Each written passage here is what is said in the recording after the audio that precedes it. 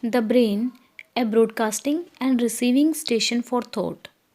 The 12th step towards riches. Chapter 12. More than 20 years ago, the author, working in conjunction with late Dr. Alexander Graham Bell and Dr. Elmer R. Gate, observed that every human brain is both a broadcasting and receiving station for the vibration of thought. Through the medium of either, in a fashion similar to that employed by the radio broadcasting principle, every human brain is capable of picking up vibration of thought, which are being released by others' brain. In connection with the statement in the preceding paragraph, compare and consider the description of creative imagination. As outlined in the chapter on imagination, the creative imagination is the receiving set of the brain, which receives thought released by the brain of others. It is the agency of communication between one's conscious or reasoning mind and the four sources from which one may receive thought stimuli. When stimulated or stepped up to a high rate of vibration, the mind becomes more receptive to the vibration of thought, which reaches it through the either from outside sources. This stepping up process takes place through the positive emotions or the negative emotions. Through the emotions, the vibration of a thought may be increased. Vibration of an exceedingly high rate are the only vibrations picked up and carried by the either from one brain to another. Thought is the energy traveling at an exceedingly high rate of vibration. Thought, which has been modified or stepped up by any of the major emotion, vibrates at much higher rate than ordinary thought, and it is this type of thought which passes from one brain to another through the broadcasting machinery of human brain. The emotion of sex stand at the head of the list of human emotions as far as intensity and driving force are concerned. The brain, which has been stimulated by the emotions of sex, vibrate at much more rapid rate than it does when that emotion is quiescent or absent. The result of sex transmutation is the increase of the rate of vibrations of thought to such a pitch that the creative imagination becomes highly receptive to ideas, which it picks up from the ether. On the other hand, when the brain is vibrating at a rapid rate, it only attracts thought and idea released by other brain through the medium of ether. But it gives to one's own thought that feeling which is essential before those thoughts will be picked up and acted upon by one's subconscious mind. Thus, you will see that the broadcasting principle is the factor through which you mix feelings or emotions with your thought and pass them on to your subconscious mind. The subconscious mind is the sending station of the brain through which vibration of thoughts are broadcast. The creative imagination is the receiving set through which the vibration of thought are picked up from the ether. Along with the important factor of the subconscious mind and the faculty of creative imagination, which constitute the sending and receiving set of your mental broadcasting machinery, consider now the principle of auto suggestion, which is the medium by which you may put into operation your broadcasting station. Through the instruction described in the chapter on autosuggestion, you were definitely informed of the method by which desires may be transmuted into its monetary equivalent. Operation of your mental broadcasting station is a comparatively simple procedure. You have put this principle to bear in mind and to apply when you wish to use your broadcasting station, the subconscious mind, creative imagination, and auto-suggestion. The stimuli through which you put these three principles into action have been described. The procedure begins with desire. The greatest force are intangible. The depression brought the world to the very borderline of understanding of forces which are intangible and unseen. Through the ages which have passed, man has deepened too much upon his physical senses and has limited his knowledge to physical things which he could see, touch, weigh, and measure. We are now entering the most marvelous of all ages, an age which will teach us something of the intangible forces of the world about us. Perhaps we shall learn as we pass through this ages that other self is more powerful than the physical self we see when we look into mirror. Sometimes men speak lightly of intangibles, the things which they cannot perceive through any of their five senses. And when we hear them, it should remind us that all of us are controlled by forces which are unseen and intangible. The whole of a mankind has not the power to cope up with, nor to control the intangible forces wrapped up in the rolling waves of ocean. Man has not the capacity to understand the intangible forces of a gravity, which keeps this little earth suspended in mid-air and keeps man from falling from it, much less the power to control that force. Man is entirely subservient to the intangible forces which comes with a thunderstorm, and he is just as helpless in the presence of intangible forces of electricity. Nay, he does not even know what electricity is, where it comes from, or what is its purpose. Notice this by any means the end of a man's ignorance in connection with things unseen and intangibles. He does not understand the intangible forces and intelligence wrapped up in the soul of earth, the force which provides him with the every morsel of food he eats, every article of clothing he wears, every dollar he carries in his pocket. The dramatic story of the brain. Last but not least, man, with all of his boasted culture and education, understands little or nothing of the intangible force, the greatest of all intangibles of thoughts.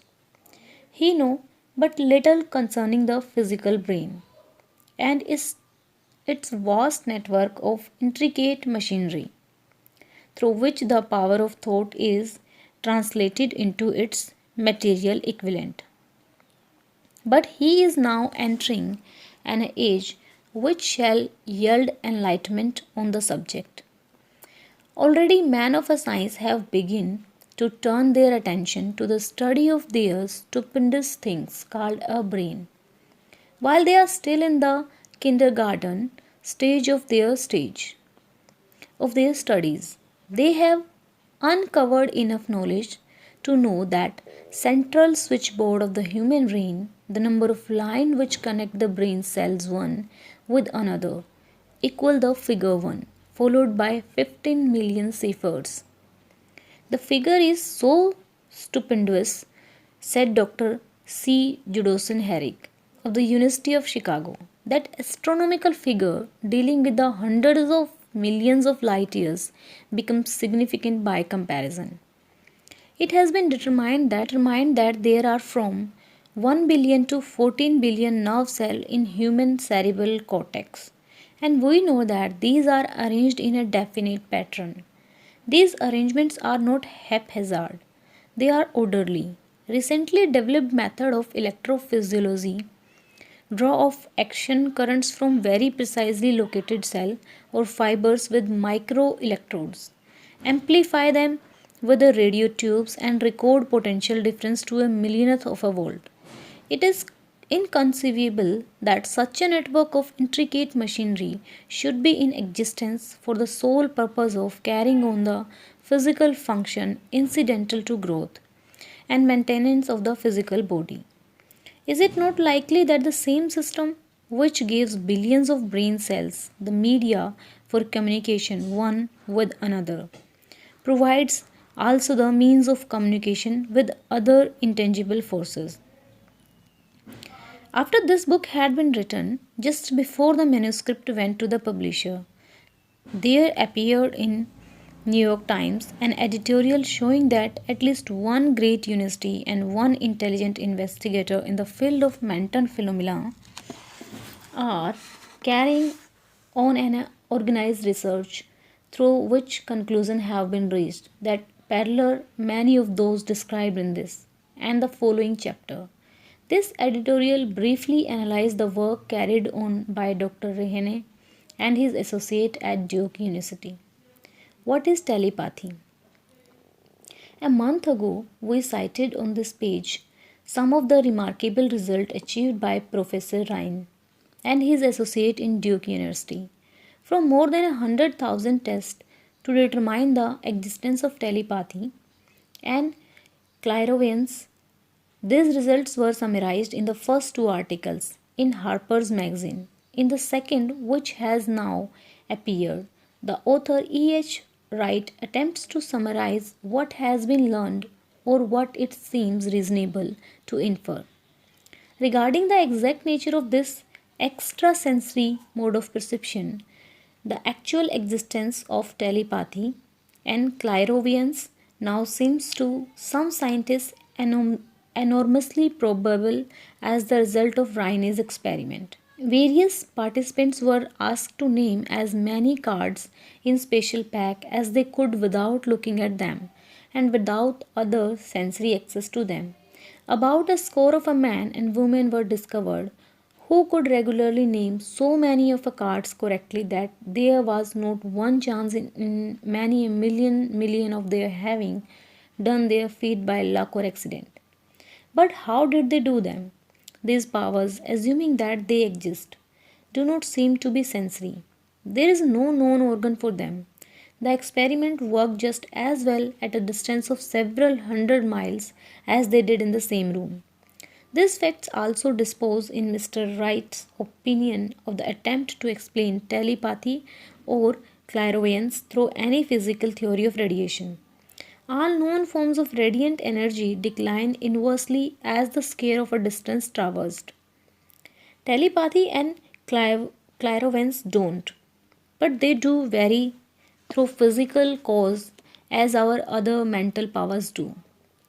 Contrary to widespread opinion, they do not improve when the participant is asleep or half asleep, but on the contrary, when he is most wide awake and alert. Reiner discovered that a narcotic will invariably lower a participant's score, while a stimulant will always send it higher. The most reliable performer apparently cannot make a good score unless he tries to do his best. One conclusion that Wright drew with some confidence is that telepathy and clairvoyance are really one and the same gift. That is, the faculty that see a card face down on a table seems to be exactly the same one that reads a thought residing only in another mind. There are several grounds for believing this. So far, for example, the two gifts have been found in every person who enjoy either of them. In everyone so far, the two have been of a equal vigor, almost exactly. Screens, walls, distance have no effect at all on either. Wright advances from this conclusion to express what he puts forward as no more than the mere hunch that other extrasensory experience, prophetic dreams, premonitions of disaster, and the like, may also prove to be part of the same faculty. The reader is not asked to accept any of this conclusion unless he finds it necessary. But the evidences that Raine has piled up must remain impressive. In view of Dr. Raine's announcement in connection with the condition under which the mind responds to what he turns extrasensory mode of perception. I now feel privileged to add to this or his testimony by stating that my associate and I have discovered what we believe to be ideal condition under which the mind can stimulate so that the sixth sense described in the next chapter can be made to function in a particular way. The condition to which I refer consists of a close working alliance between myself and two members of my staff. Through experimentation and practice, we have discovered how to stimulate our mind by applying the principle used in connection with invisible counselors described in the next chapter, so that we can, by a process of blending our three minds into one, find the solution to a great variety of personal problems which are submitted by my clients. The procedure is very simple. We sit down at conference table, clearly state that the nature of the problem we have under consideration, then begin discussing it. Each contributes whatever thought that may occur. The strange thing about this method of the mind stimulation is that it places each participant in a communication with unknown source of knowledge definitely outside his own experiment. If you understand the principle described in the chapter on the mastermind, you of course recognize the round table procedure, here described as being as a practical application of mastermind. The method of mind stimulation through harmonious discussion of a definite subject between three people illustrates the simplest and most practical use of mastermind. By adopting and following a similar plan, any student of this philosophy may come into possession of the famous Carnage formula briefly described in the introduction. If it means nothing to you at this time, mark this page and read it again after you have finished the last chapter. The depression was a blessing in disguise. It reduces the whole world to a new starting point that gives everyone a new opportunity.